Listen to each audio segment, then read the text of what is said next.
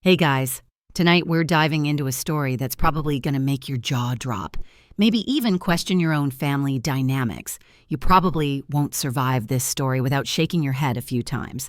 So before you get comfortable, take a moment to watch the video and subscribe, but only if you really like what I'm doing here. Imagine yourself in your own living room, maybe curled up with a blanket or sitting at your kitchen table, and picture me walking you through this slow burn of betrayal. Now turn off the lights, maybe turn on the fan for some soothing noise, and let's comfortably embark on tonight's journey. I wake to the sharp antiseptic smell of the hospital room, the kind that sticks to your nostrils even after you leave, and a steady beeping somewhere behind the curtain that I swear is judging me for being here at all. My phone buzzes incessantly, a mixture of missed calls, text notifications, and a few weirdly formal emails, but I ignore it, rubbing the sleep out of my eyes, trying to piece together what has happened in the blur of my week-long hospital stay. And that's when I notice a letter lying on the bedside table tucked into a manila envelope with a seal I don't immediately recognize. It's addressed to me, and my heartbeat accelerates before I even open it. Something about the neatness of the envelope, the crisp edges screams of calculated intentions rather than casual family correspondence.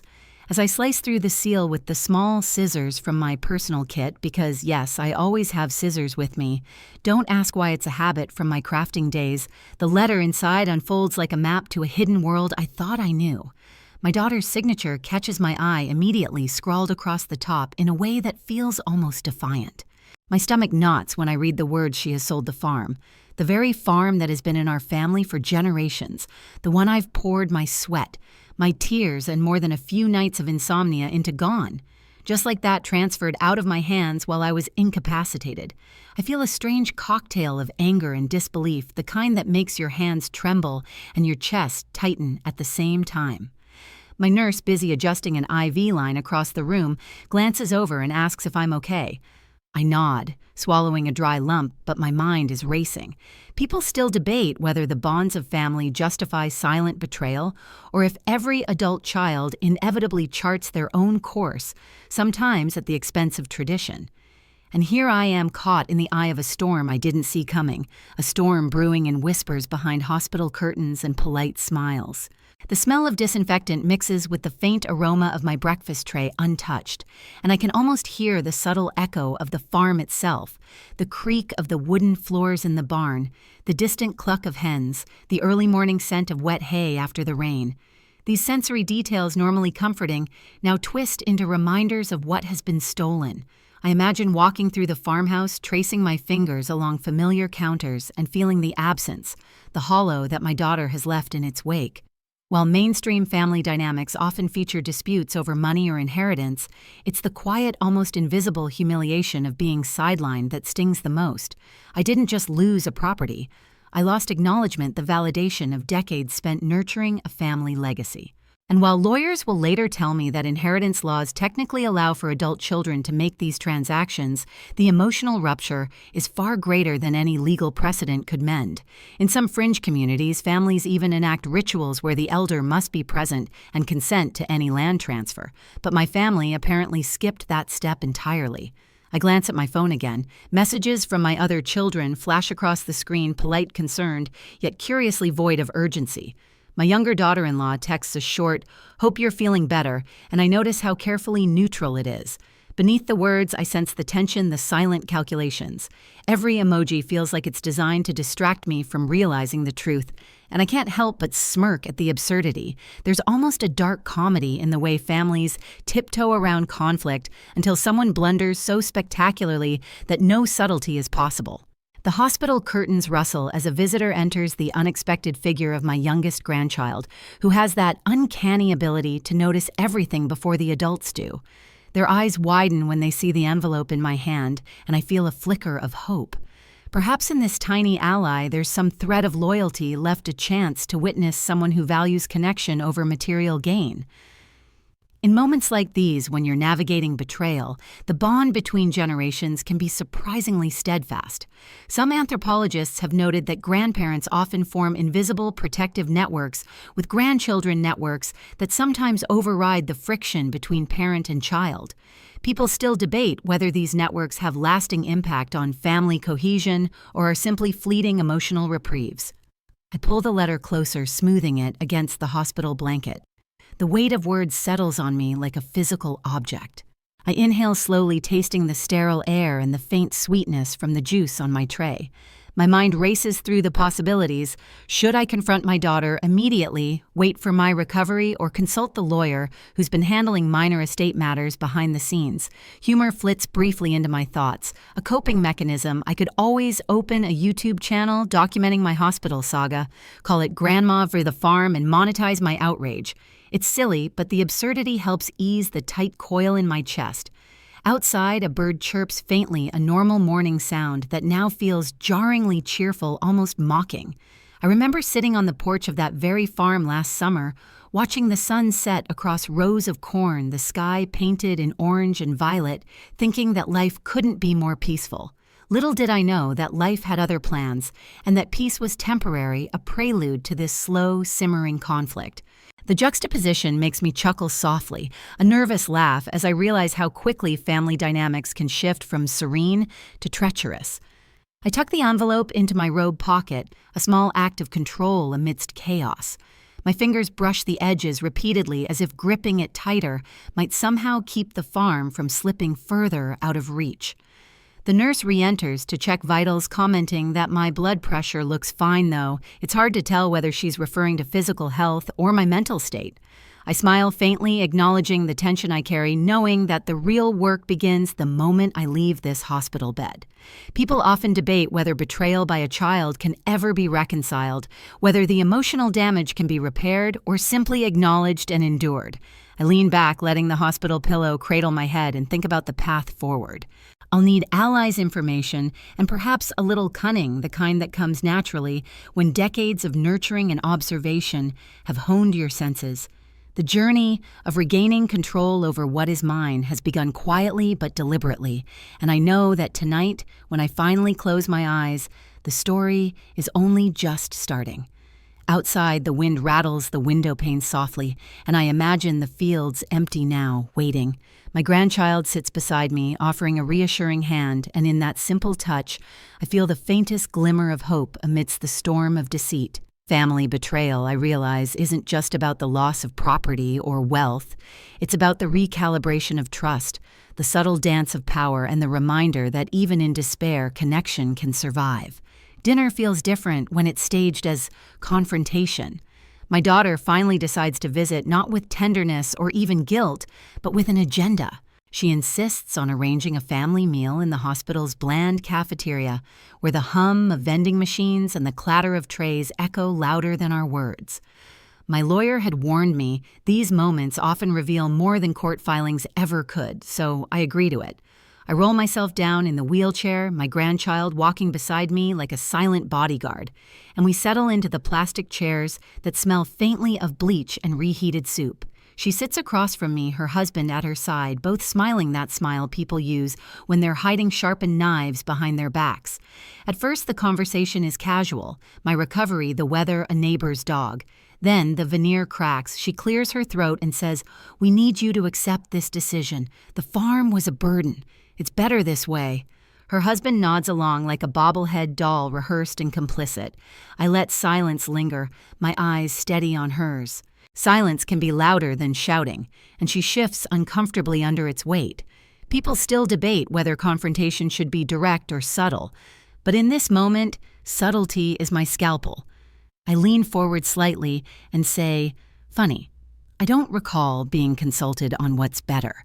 The air chills, and I swear even the vending machine pauses mid-hum. My grandchild squeezes my arm, their quiet loyalty grounding me. I continue, voice calm but firm, weaving humor into the tension. "If the farm was such a burden, maybe I should send you an invoice for the 40 years I carried it myself. Adjusted for inflation, of course." My grandson chuckles nervously, but my daughter's lips tighten into a thin line. I've hit a nerve. Mainstream psychology often points out that family dinners are pressure cookers, rituals meant for bonding that often become arenas for hidden resentments. My family has turned this table into a battlefield, forks clinking like small weapons. I glance at my daughter-in-law, who remains silent, sipping water, with the poise of someone pretending not to be the architect of the chaos. Her silence is telling. People still debate whether silence in conflict is innocence or guilt, but in this case, her quiet feels like smugness.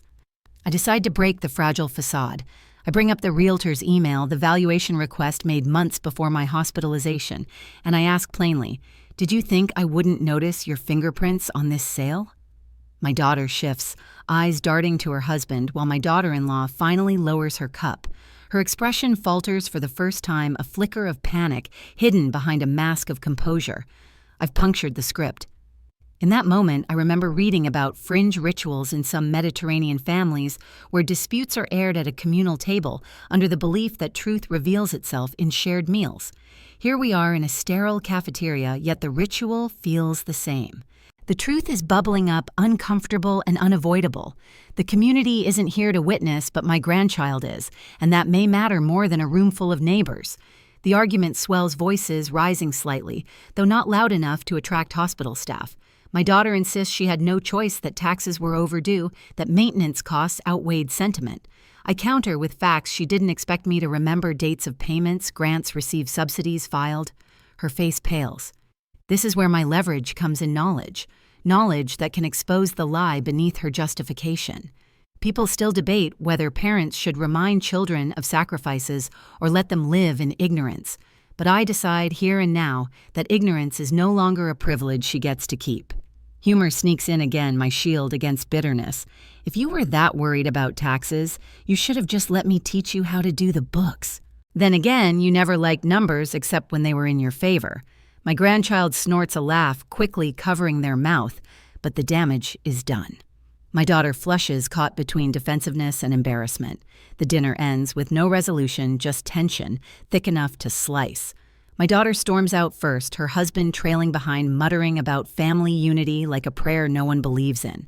My daughter-in-law lingers for a heartbeat, her eyes narrowing, as if to warn me that this is far from over. I meet her gaze calmly, not with defiance, but with patience. Because patience, I've learned, unnerves manipulators more than rage ever could. After they leave, I sit quietly with my grandchild, sipping lukewarm tea, both of us exhausted, yet strangely lighter. People still debate whether confrontation heals or deepens wounds, but tonight I feel a small victory. Not because the farm is saved, far from it, but because the narrative has shifted. They expected silence from me, compliance dressed in gratitude. Instead, I reminded them that my voice still carries weight. As we wheel back to the room, the fluorescent lights flickering overhead, I whisper to my grandchild, "Remember that cruel laugh in the hotel lobby?" They nod, recalling an earlier slight when my daughter-in-law mocked me in front of others. Well, tonight I laughed. Last, I say softly, and though the battle is far from won, the small joke carries us through the dim corridor, a fragile thread of defiance woven into the night. The envelope sits heavily in my lap, a physical manifestation of all the turmoil that's quietly erupted in my absence. I slide it open again, scanning the pages with a tension that tightens my chest. Legal documents, contracts, signatures.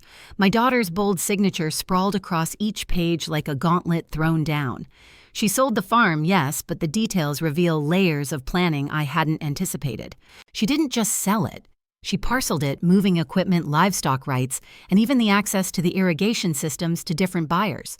The farm in its entirety has been fractured, almost as if she wanted to erase my legacy piece by piece. I can't help but let out a soft laugh, one of those ironic laughs that only someone teetering between fury and disbelief can muster. Imagine all the mornings I woke before dawn, tending to fences, milking cows, repairing the tractor. Myself only for this to happen while I was lying in a sterile hospital bed. The smell of antiseptic mixes oddly with my memories of damp hay and fresh-cut grass. People often debate whether adult children should have unfettered autonomy over family property, but watching this unfold firsthand makes the ethical gray areas feel sharp and unforgiving. There's a part of me, though, that's morbidly curious. How could she coordinate all this without alerting anyone else in the family? Some fringe inheritance laws in rural communities even dictate that elder consent must be documented for any property sale. But here, apparently, she ignored all customary protocols. I make a mental note to research the regional nuances later. Knowledge, I remind myself, is often the most potent weapon when confronting betrayal. My nurse peeks around the curtain, clipboard in hand, glancing at my scattered papers. I smile faintly, keeping my reaction neutral. A casual observer would assume I'm reviewing a hospital bill, perhaps preparing for discharge, but they wouldn't know that beneath the mundane surface lies a web of deceit. I remind myself that family betrayal is rarely loud. It thrives in silence, in unspoken deals, and in the quiet manipulation of trust. The subtlety is what makes it so devastating. A call from my attorney interrupts the moment, and I answer with a steady tone I barely feel in my own body. He confirms the sale outlines potential legal loopholes and warns me about the complexity of reversing or contesting any part of the transaction. I jot notes on a pad, fingers slightly trembling despite my efforts to remain composed. Even as I write, I notice the faint hum of the hospital fan, a rhythmic background that seems to underscore the tension. A small joke escapes my lips. I never thought I'd be plotting farm takebacks from a hospital bed, but here we are. My grandchild giggles softly beside me, a reminder that levity can exist even amid emotional chaos. Outside the window, the autumn sunlight filters through the leaves, a warm glow that belies the storm brewing inside. I close my eyes for a moment and remember the nights spent on the porch swing, listening to the rustle of the cornfield, the distant hoot of an owl. Back then, I felt invincible.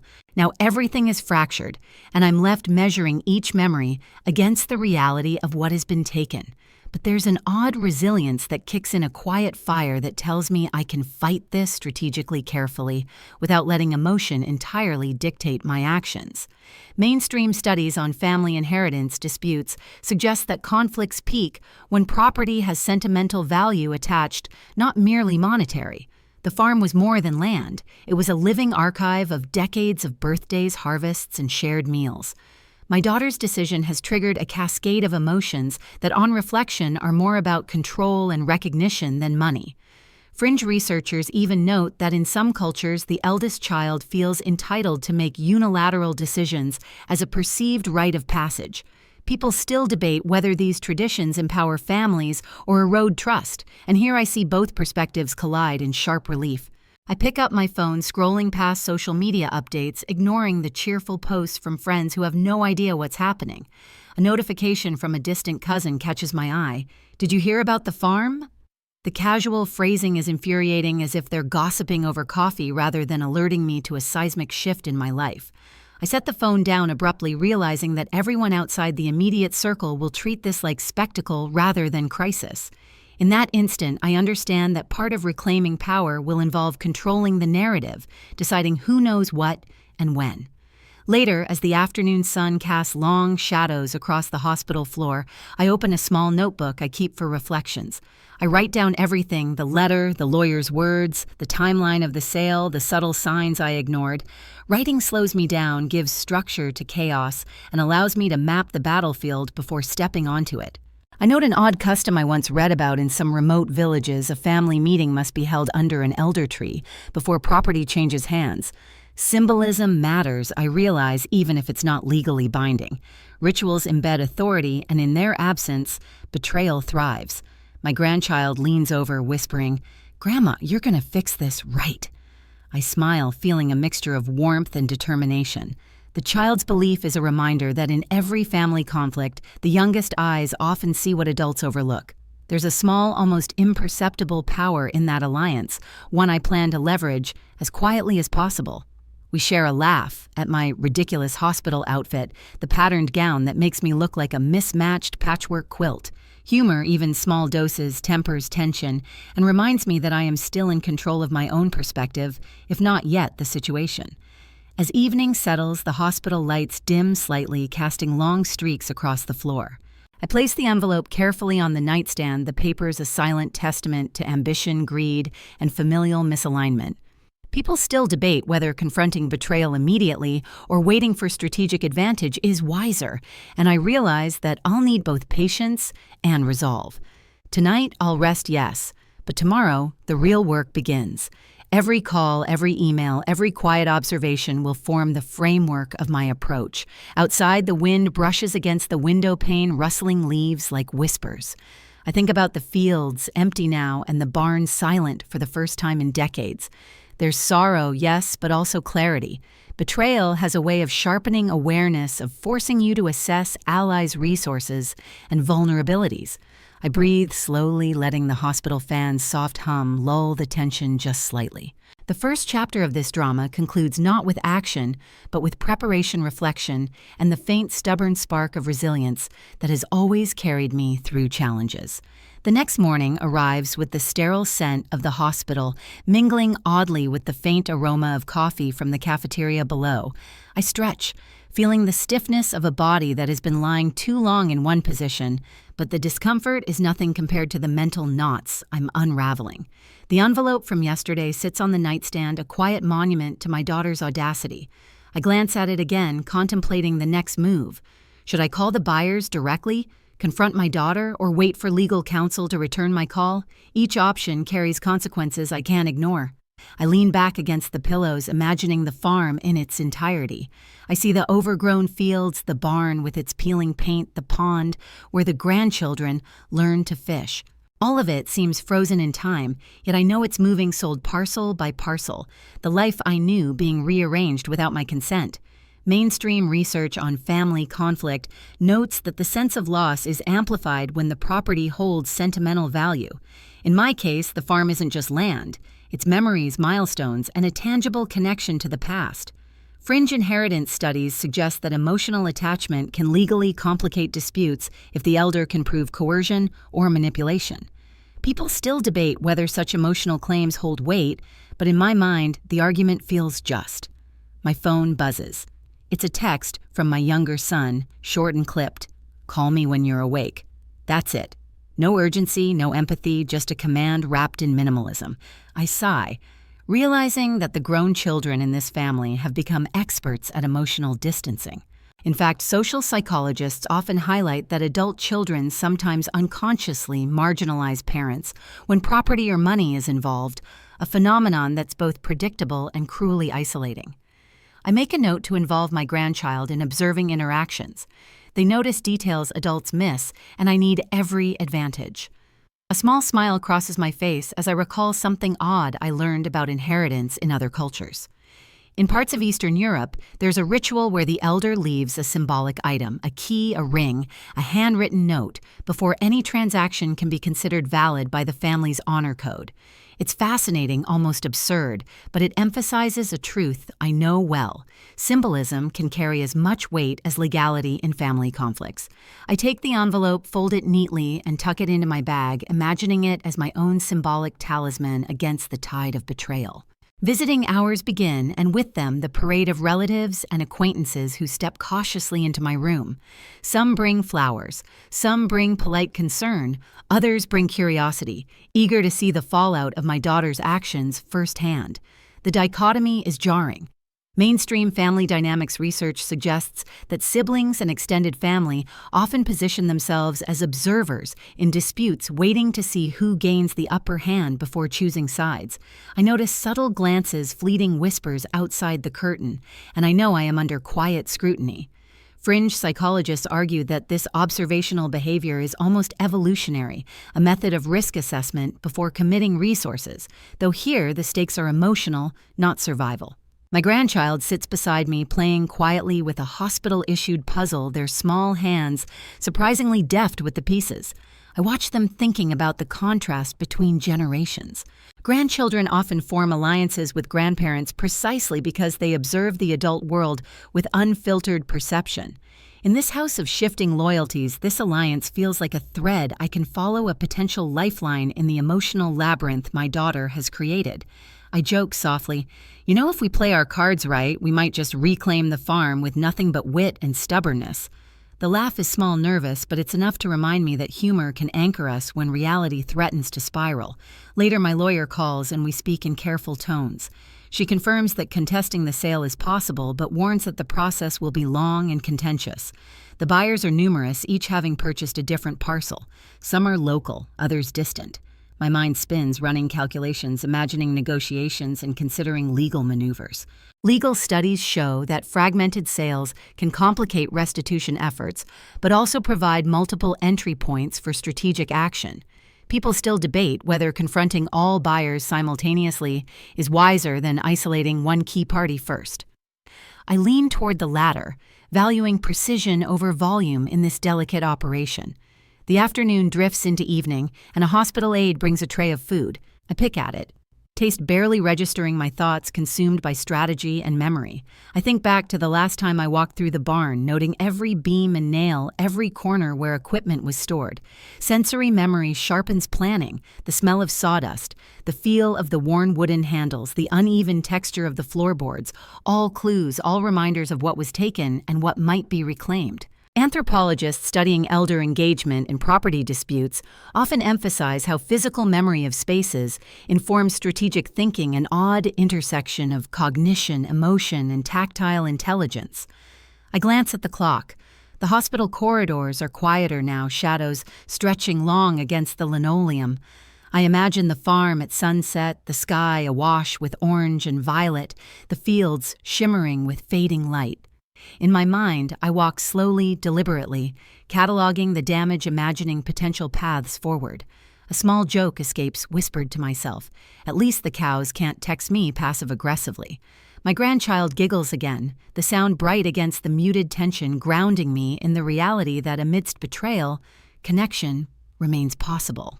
Before drifting into rest, I make a note in my notebook outlining the next steps, contacting the key buyers, gathering evidence, rallying allies, and leveraging legal nuance. Each point is a small arrow pointing toward reclamation. Family betrayal. I realize isn't a single act, it's a series of choices, intentional or negligent, that ripple across time and relationships.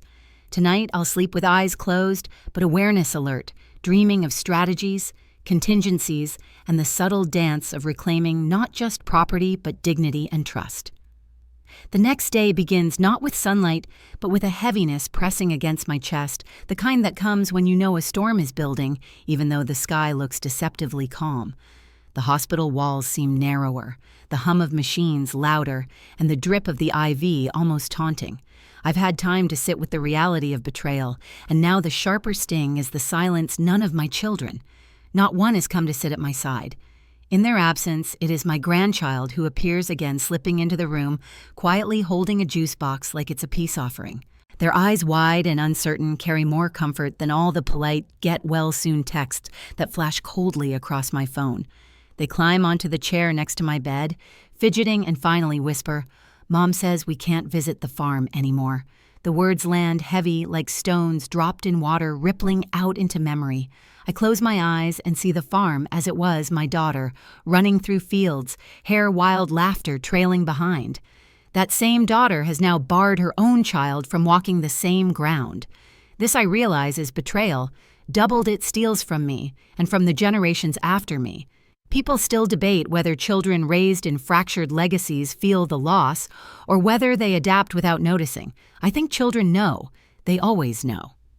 My grandchild talks about the animals, the way the barn cats would curl on the steps, how the pond seemed magical at dusk when frogs croaked and dragonflies darted.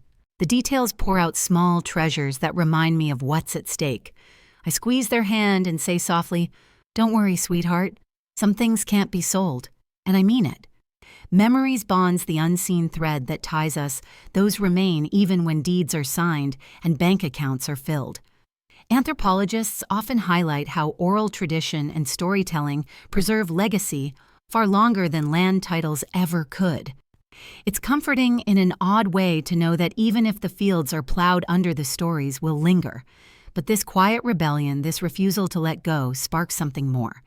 I begin to realize that my grandchild might be my unexpected ally, the one voice that echoes mine without needing explanation. In families torn by betrayal, it's often the younger generation that bridges gaps, sometimes unknowingly.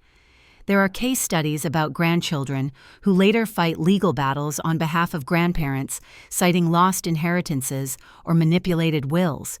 People still debate whether these actions are born of genuine loyalty or guilt projected from parents, but right now I don't care about theory. I care that I'm not entirely alone. Humor slips into my thoughts again, the only way to ease the knot in my chest. I joke, maybe we should run away together, start a YouTube channel about farm mysteries and hospital food.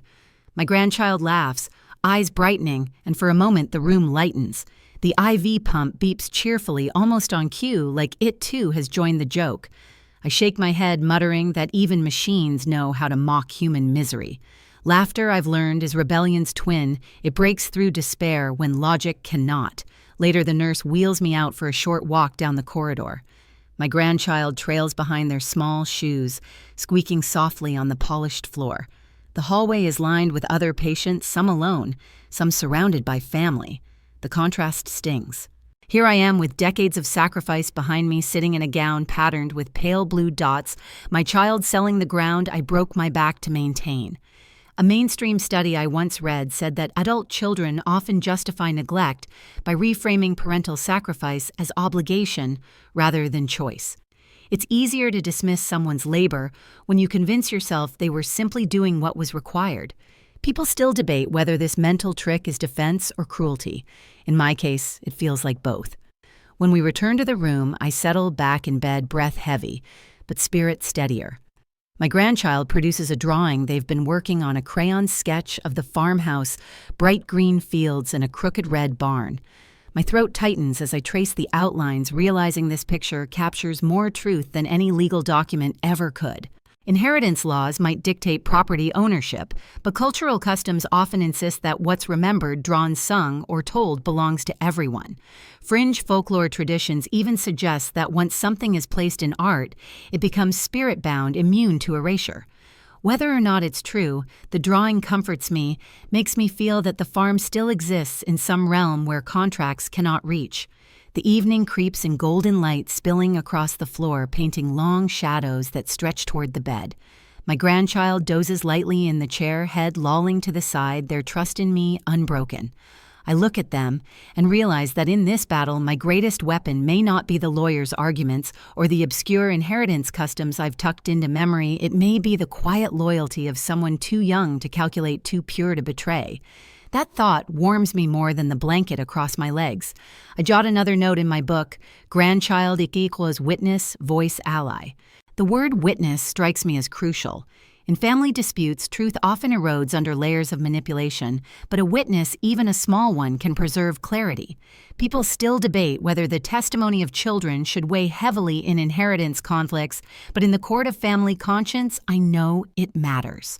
Tonight, as I close my eyes, I imagine us walking again through the fields, not as owner and heir, but as two souls bound by love and memory, standing quietly against the tide of betrayal. The morning light leaks through the half-drawn blinds, a pale strip of gold across the hospital floor, and I find myself staring at it, almost hypnotized. I haven't slept much. My mind has been turning in relentless circles, replaying every conversation with my daughter, every strange silence, every sidelong glance that should have been a clue.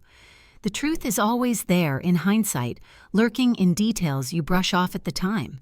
Like the way she suddenly became eager to handle the paperwork, or how my son's wife always pressed me to sign forms quickly, her eyes darting to make sure I didn't read too carefully. Back then, I thought it was just impatience. Now I see it for what it was, a scheme unfolding in plain sight. It's strange how betrayal has its own smell, almost metallic, like old coins rubbed between sweaty palms. I imagine the meetings they had behind my back, the late-night calls where they whispered about inheritance secrets as if they were plotting a vacation rather than dismantling a life's work. Mainstream studies on family finance say that daughters-in-law often become unexpected power players in inheritance disputes, sometimes more aggressive than the blood children. Sociologists argue it's because they feel their position in the family is precarious, so they anchor themselves by controlling resources. People still debate whether that instinct is protection or greed, but either way, it explains a lot about my daughter-in-law's sudden obsession with my affairs. I laugh quietly, shaking my head because honestly, who would have thought I'd be lying here, IV in my arm, trying to psychoanalyze my own daughter-in-law like some late-night talk show host? But humor is my safety valve. Without it, I'd suffocate under the sheer weight of anger. I murmur to myself, maybe I should send her a thank you note for showing me who she really is. Front row seats to the deception theater. My grandchild chuckles softly from their chair, clearly half awake but amused by my sarcasm. Sometimes I forget how sharp their ears are. Later, when the nurse checks my vitals, I scroll through my phone again searching emails. And there it is, a digital trail I nearly missed. A forwarded message months old where my daughter had asked a realtor about urgent valuation. The realtor's reply was polite but firm, stating that the property had to be appraised in sections. The pieces click together, and suddenly I see my daughter-in-law's fingerprints all over this. She must have nudged, whispered, calculated, pushing my daughter to move faster to secure her stake before I could intervene. There's no fury quite like realizing you've been treated as an obstacle rather than the root of a legacy. Cultural customs fascinate me at times like this. In some old traditions, daughters-in-law were forbidden from handling family property without explicit permission from the elder woman of the house. It was a symbolic safeguard, an acknowledgement of generational authority. Fringe anthropologists still debate whether those customs were empowering or oppressive, but right now I see their logic. If such a custom were still enforced, maybe I wouldn't be here untangling this mess. Instead, I am left with the bitter comedy of modern paperwork where signatures matter more than sentiment and notarized stamps replace handshakes beneath family trees. The afternoon wears on and I find myself replaying the last dinner we had together, the one before my hospitalization. I remember my daughter-in-law smiling too brightly, pouring wine for everyone, while her eyes stayed cold. She asked about the farm then, too, in a way that seemed casual. "So what's the long-term plan with all that land?" she'd said, swirling her glass. At the time, I thought she was just making conversation. Now, remembering her sharp glance at my daughter, I know better. That question was a wedge driven into the heart of our family. I grip the notebook on my lap, writing furiously. Each note becomes a breadcrumb trail to follow. Dinner. Motive revealed. Check witnesses. My hand cramps, but I push through because every detail matters. Family betrayal thrives in forgotten details, and I refuse to let memories slip away. People still debate whether keeping meticulous records helps in emotional disputes, but I know it does. It gives shape to chaos, transforms grief into action. And yet, even as my anger hardens, I catch myself smiling again at my grandchild. They've drawn another picture this time of a big house with the words, "Grandma's Farm," written in blocky letters across the roof. I tease them gently, saying, "That's the best property deed I've ever seen." Their laugh rings out bright and unfiltered, and I realize how essential that sound is in keeping me sane. Humor, loyalty, memory, these are my weapons. As night settles over the hospital, the corridor lights dim to soft glows, I let myself drift into reflection. Mainstream discussions on inheritance often revolve around money and property division, but the unspoken truth is that betrayal in these matters cuts deepest when it's about recognition. My labor, my years, my sacrifices, they weren't just investments in land, they were investments in family. And to be erased from that narrative feels like erasure of self. People still debate whether such betrayals can ever be forgiven or if the scars remain like etchings in stone. I don't know the answer yet. What I do know is that tomorrow will bring confrontation. I can feel it building like thunder, gathering far away.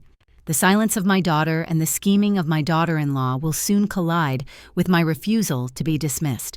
Betrayal has pushed me into a corner, and from there I will rise not just to protect what is mine, but to remind them that I am still here, still watching, still capable of shaping the outcome. I close my eyes, letting the hospital fan hum me toward sleep, and whisper a final joke to myself. Maybe I should invoice them for emotional labor. Interest compounded, of course. My grandchild laughs again, half asleep, and that sound carries me through the darkness, a soft promise that I am not entirely alone in this fight. The hospital air feels heavier today, as if the walls themselves are aware of what's about to unfold. A knock on the door breaks the monotony of beeping machines, and in steps my lawyer, her briefcase, snapping shut with a sound that makes my heart leap. She sits, unfolds a set of documents, and begins to outline the situation in calm, measured tones. The farm is not just sold, it's already scheduled for auction of its remaining equipment, the barns, even the old tractors that carried our harvests year after year. Hearing the word auction sends a cold shiver through me. It feels final, brutal, a public stripping of everything we built. I try to breathe slowly, but my chest is tight. The image forms in my mind, strangers wandering through our barn, raising hands to claim pieces of machinery they never sweated over. The hay bales, the milk separators, the rusted but beloved truck, all tagged, numbered, and reduced to transactions. Mainstream research on inheritance conflict notes that auctions often serve as breaking points in families because they represent not just division, but public spectacle. It's no longer a quiet betrayal. It's humiliation displayed for everyone to witness. People still debate whether auctions are efficient solutions or emotional guillotines, but for me, it's the latter. My grandchild, sitting cross-legged on the chair, frowns deeply, whispering, "Why would they sell your things?" That question pierces sharper than any legal notice. Children see the absurdity, adults rationalize. I answer gently, because some people forget that history has value beyond money. Their small hand squeezes mine, and I think again about anthropologists who've studied how grandchildren often inherit not just property, but the emotional burdens of grandparents. It's a cruel inheritance, but it also breeds fierce loyalty. As my lawyer explains the logistics of contesting the auction, my mind drifts to an odd fact I once read in certain rural communities in Africa. Auctions of family land cannot proceed unless an elder blesses the transaction in public. Without that ritual, the sale is seen as cursed, doomed to bring misfortune. I smile faintly at the irony. Perhaps I should show up at the auction and deliver a curse of my own. Humor surfaces again, my stubborn companion. I murmur to my grandchild, maybe I'll stand there with a megaphone yelling that whoever buys the tractor is cursed with flat tires forever. They laugh loud and unrestrained, and even my lawyer cracks a smile. But beneath the jokes, strategy sharpens. If I cannot stop the auction entirely, I can at least delay it. My lawyer suggests a temporary injunction, a way to buy time while we gather evidence of manipulation. Time is what I need, time to piece together proof. Time to confront my daughter without exploding, time to decide whether reconciliation is possible or if war is inevitable. People still debate whether delay in conflicts heals or worsens wounds, but I know for me it's survival. Later that afternoon, a hospital volunteer wheels me outside into the courtyard. The air is cool, tinged with the scent of damp leaves, and for a moment I feel like I've stepped back onto the farm at dusk. The sun filters through the trees in golden shafts, birds chirping like background music in a scene too peaceful to match my turmoil. I let myself breathe, really breathe, filling my lungs with air that tastes of earth rather than disinfectant. My grandchild skips ahead, chasing leaves, their laughter mingling with the breeze. For a brief moment, the world feels balanced again, and I think about how healing often hides in the smallest rituals: fresh air, sunlight, a child's laugh. When we return to my room, I find a new message waiting on my phone. It's from my daughter. 3 short words. It's done. Accept. The arrogance of that phrase burns hotter than the IV fluid dripping into my arm. It's not just the sale. It's the dismissal, the reduction of my life's work to a past tense I never agreed to. People still debate whether forgiveness begins with acceptance, but this is not acceptance. This is erasure. I grip the phone tighter, pulse quickening. My grandchild watches me closely, sensing the shift. I tell them softly, she doesn't understand yet, but she will, and in that sentence lies my resolve. Betrayal may have set the auction in motion, but it hasn't accounted for my endurance, my memory, or the fact that even in a hospital gown, I still carry authority that cannot be signed away. That night, as I lie in bed, machines humming their lullabies, I let my mind wander to the farm one last time. I see it as it was golden fields, laughter in the yard, the smell of bread baking in the kitchen. And then I see it as it might be strangers' footsteps echoing on the porch, laughter, absent silence where life once thrived. The contrast steals me. I whisper into the quiet, "Not yet, not like this." My grandchild, half asleep in the chair, stirs and murmurs, "We'll fix it, Grandma." I close my eyes, smile at their certainty, and let that promise be my anchor. Morning comes with that same hollow stillness, the kind you notice when the world outside seems to move forward, but you are caught in pause. I'm propped up in the hospital bed, flipping through my notebook, the pages thick with my scrawled notes, timelines, and fragments of overheard conversations. My lawyer's injunction might stall the auction, but stalling isn't victory. If I want the farm back, I need leverage, something strong enough to tilt the balance of power. That's when it hits me. Knowledge is leverage. And I've got more tucked away in my head than any of them realize. For decades, I handled the finances while everyone else was too busy with their own lives. I know where every receipt is buried, every bank account, every property tax payment made under my name. If my daughter and her husband believe they can push me aside, they've underestimated just how much control I still hold. Mainstream family studies remind us that elders often retain silent authority, meaning they may appear powerless but actually carry irreplaceable knowledge. People still debate whether that knowledge is enough to counteract legal signatures, but in my case, it's the thread I'll tug until everything unravels. My grandchild leans over my notes, their curious eyes tracing the lines of arrows and circles I've drawn. This looks like treasure hunting, they say with a grin. And honestly, it does feel like that, a hunt through memory and paperwork, a trail of breadcrumbs leading back to power. I laugh, telling them, exactly. And Grandma always loved a good treasure map. The IV pump beeps in agreement, as if punctuating the joke, and for a moment we both giggle, easing the heaviness. Later, the doctor comes in to update me on my recovery, reminding me that stress can slow healing. I nod politely, but inside I think stress isn't slowing me, it's fueling me. Betrayal has a way of sharpening focus. Fringe inheritance research suggests that in some cultures, elders reclaim authority not by legal battles but through storytelling, by reminding everyone of the sacrifices that built the legacy in the first place. Stories, in that sense, become bargaining chips. It makes me wonder, perhaps my next move isn't just legal but narrative.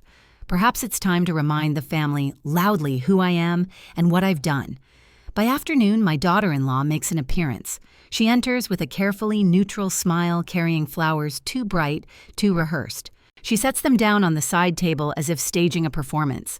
I watch her closely, noticing how her eyes never meet mine for more than a second. "How are you feeling?" she asks in that syrupy tone that drips more condescension than concern. I answer simply, "Better than you think." Her smile falters just slightly, and I savor the crack in her facade. We sit in silence for a moment, the air thick with everything unsaid.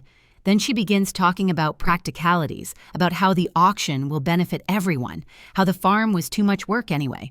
The words sting, but I let her speak, storing each sentence like ammunition.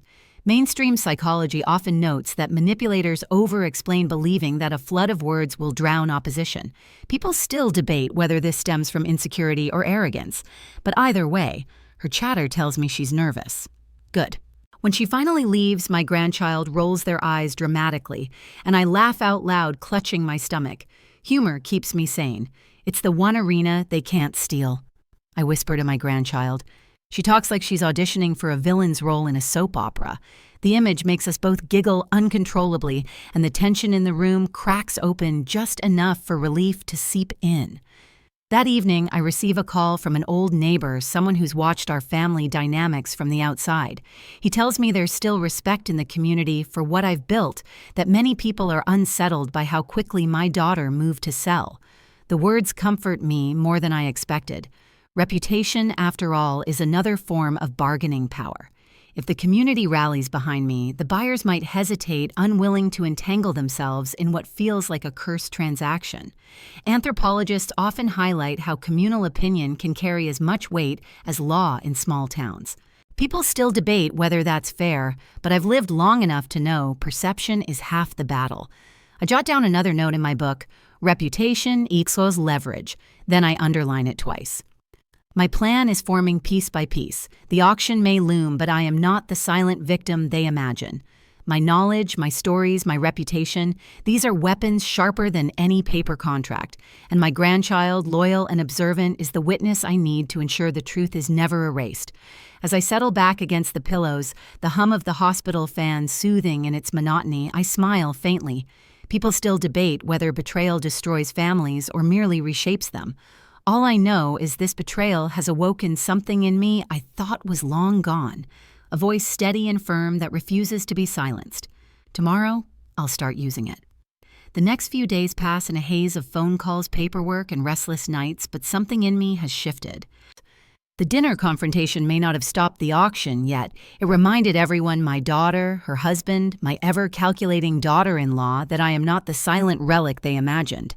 I am still a player, and players change the game. Lying here in the hospital bed, notebook open on my lap, I realize that revenge isn't always about striking hard. Sometimes it's about striking in unexpected ways, weaving small threads of pressure until the entire fabric tears on its own. It starts with conversations. My neighbor calls again, offering words of encouragement, but also gossip. Apparently, several buyers have already expressed hesitation, worried that the sale may be contested. That's leverage. Reputation travels faster than legal notices, and in small towns, reputations stick like burrs to wool. Mainstream sociologists often point out that social capital is as powerful as financial capital in conflicts. In inheritance disputes, it can even sway courts.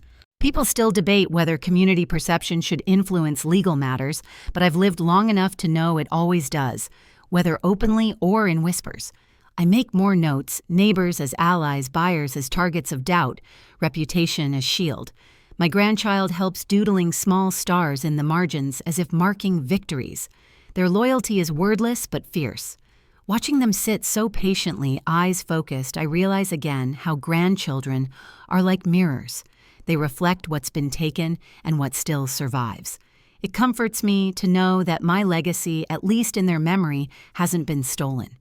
One afternoon, while flipping through old files on my tablet, I stumble across receipts, land improvement grants, irrigation subsidies, and tax deferments, all signed under my name.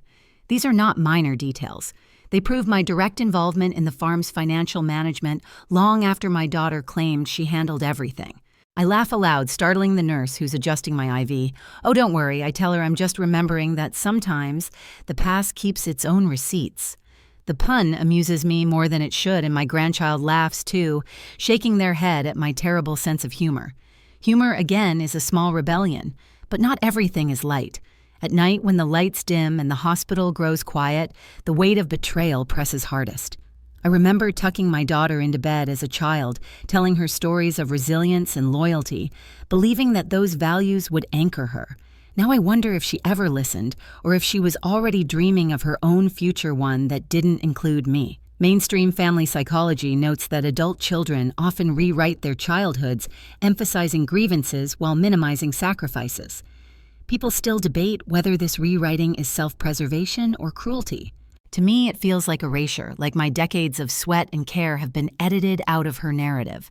My lawyer visits again, spreading documents across my bed like a poker dealer. She explains that while reversing the sale entirely is difficult, there are avenues, loopholes, claims of coercion, misrepresentation, or even community pressure. I listen nodding, but my mind drifts to an odd custom I once read about in certain rural Italian families. Land could only be sold if the matriarch placed her hand on the soil in front of witnesses. Without that, the sale was spiritually void. I imagine myself showing up at the auction, placing my hand on the wooden podium and declaring, "This sale is void." My grandchild giggles when I share the thought, saying, "Grandma, you'd go viral." Maybe I would. The tension escalates when I receive a curt message from my daughter. "Stop fighting this. You're making it harder." The arrogance is astounding. She speaks as if I'm a stubborn obstacle, not the very person who built the life she's dismantling. My fingers hover over the keyboard, tempted to unleash decades of truth in a single reply. Instead, I write, "Harder for who?" and hit send. No response follows. Silence, I've learned, is its own confession. That evening, my grandchild climbs onto the bed, curling beside me like they used to when they were smaller. They whisper, "I don't want them to take your farm. It's ours." The word ours makes my chest tighten. Inheritance isn't just legal. It's emotional, generational binding. Fringe anthropologists note that some cultures consider land a communal soul, belonging to all descendants equally. People still debate whether modern law should reflect this, but in my heart, I know the truth. Land ties people, and breaking that tie is a wound that bleeds across generations. I stroke their hair and tell them softly, whatever happens, no one can sell the stories, the memories, or the love tied to that land. That's ours forever. Their eyes close, comforted, and I realize that in some ways I've already won. Betrayal may have stripped me of paper ownership, but it cannot erase legacy from the mind of a child. And perhaps that is the most enduring inheritance. Still, strategy matters. I outline my next steps, meet buyers, rally community, leverage documents. I plan to release a public statement not to humiliate my daughter, but to remind everyone of the truth. In families, stories are currency, and I intend to spend mine wisely. I even joked to my grandchild, maybe I'll live stream the auction, add dramatic music, and let the internet decide who's guilty. They laugh so hard they spill their juice, and even the nurse smiles, muttering, "I'd watch that." Humor again softens the edge, but beneath it lies sharp resolve. The next morning, the hospital buzzes with unusual energy. Word of the dispute has spread, and a local reporter calls asking for comment. I hesitate, knowing the power of media can cut both ways, but I agree. If my daughter wants this to stay hidden, then light is my ally. During the interview, I speak calmly about legacy, sacrifice, and betrayal. I don't rant. I don't accuse. I simply tell the truth. The farm was my life's work. Decisions were made without my consent. All I ask is recognition of my voice. The reporter nods, scribbling notes, and I feel something shift. Mainstream studies show that once a story enters the public sphere, it takes on a life of its own. People still debate whether that life heals or destroys, but for now, I feel a sliver of control. That night, my phone buzzes endlessly with messages, neighbors, friends, even distant relatives offering support. Some share outrage, others share memories of the farm. One writes that land was where I learned to ride a bike. It's not just yours, it's all of ours. I weep quietly, overwhelmed, because betrayal may isolate, but truth draws people together.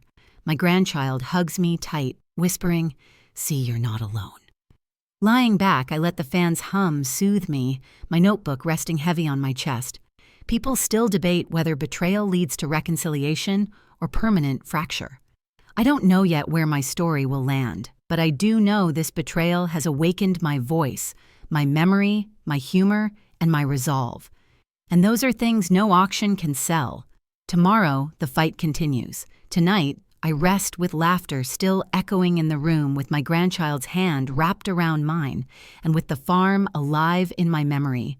Fields golden in the setting sun, a legacy rooted too deeply to be uprooted by paper or greed. The morning feels different, almost electric, as if the world knows a final act is approaching.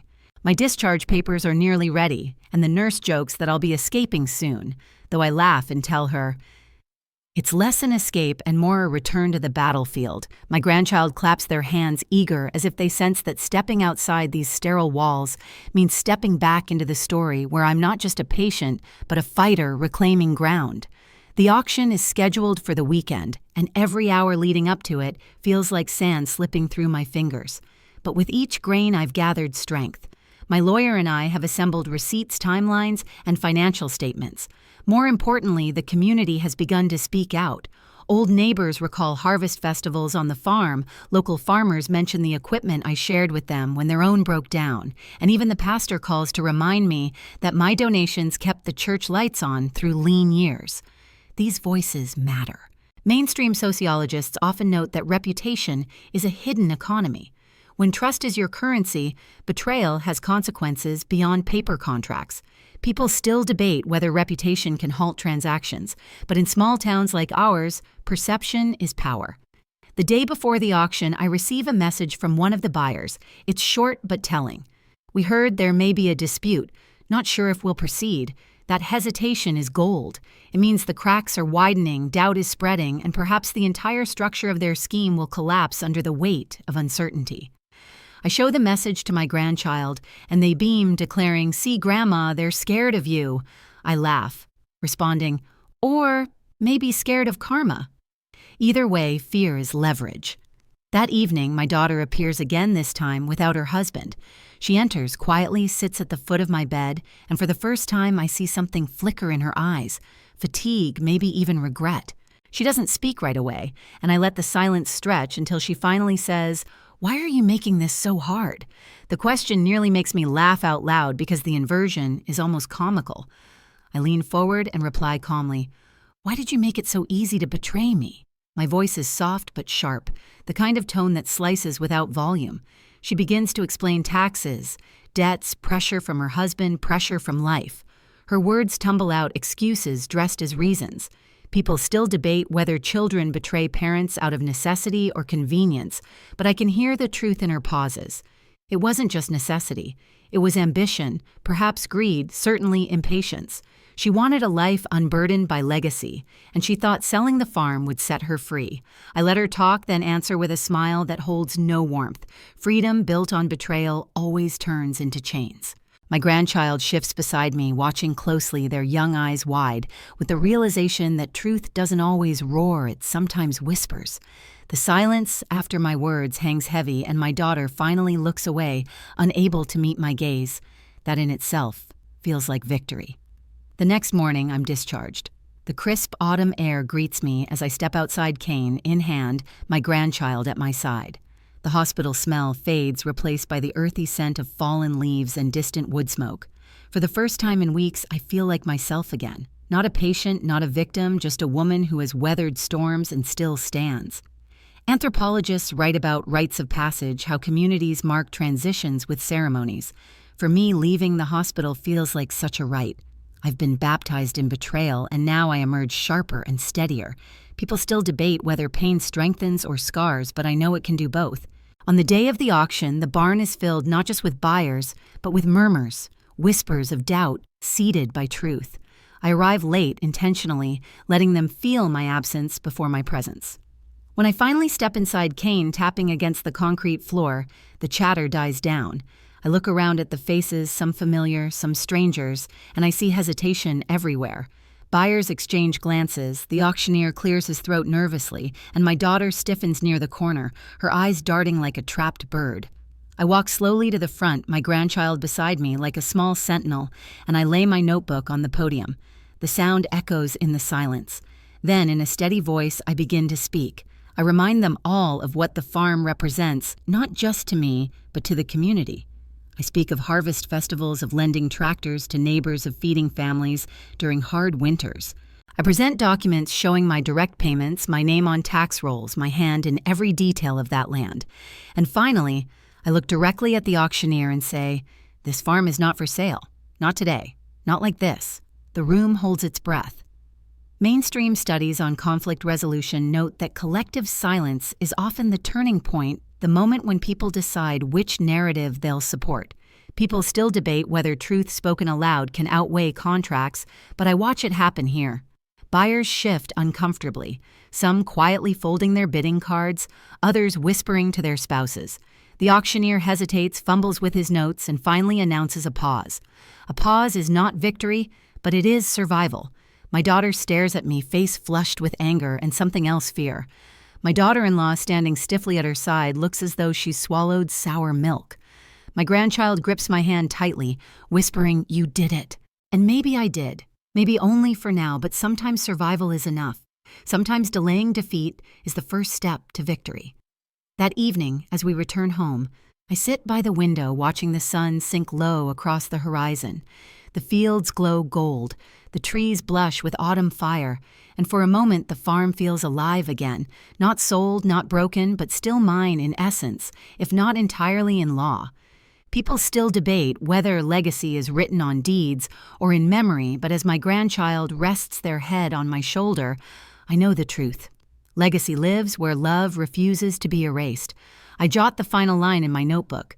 Betrayal may bend me, but it does not define me. Then I close the book, smile faintly, and whisper a soft joke to myself. Besides, if they think they can outwit me, they've clearly forgotten who taught them how to argue in the first place.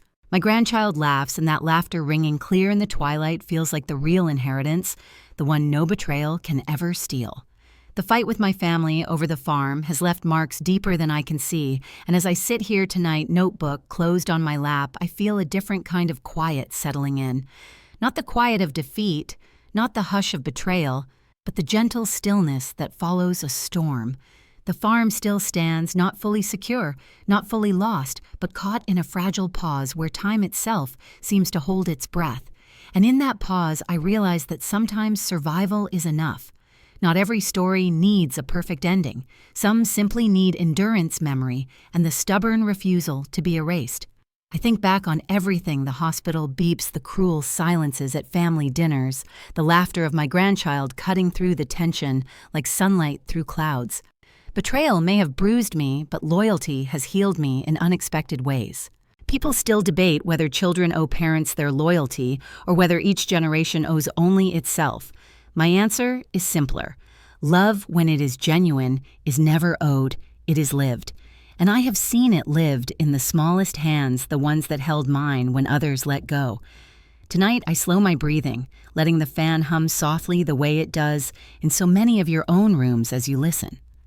I want to leave you with this thought: family is not always who signs the papers or who claims the deeds. Family is who sits beside you when the world tries to silence you. Family is who remembers your sacrifices when others rewrite history. And family is who laughs at your bad jokes even when the world feels like it's crumbling. So if you've walked this journey with me, thank you.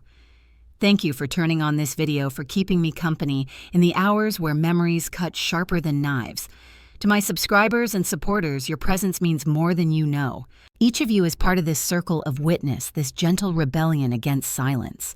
Now, as we close, I invite you to soften your gaze, to let the edges of this story blur into the background. Picture a farmhouse bathed in twilight, a child's laughter drifting through golden fields, and an elder woman sitting tall, not erased, not broken, but quietly certain that dignity endures. Good night, my friends. May you rest knowing that even in betrayal, love finds a way to speak.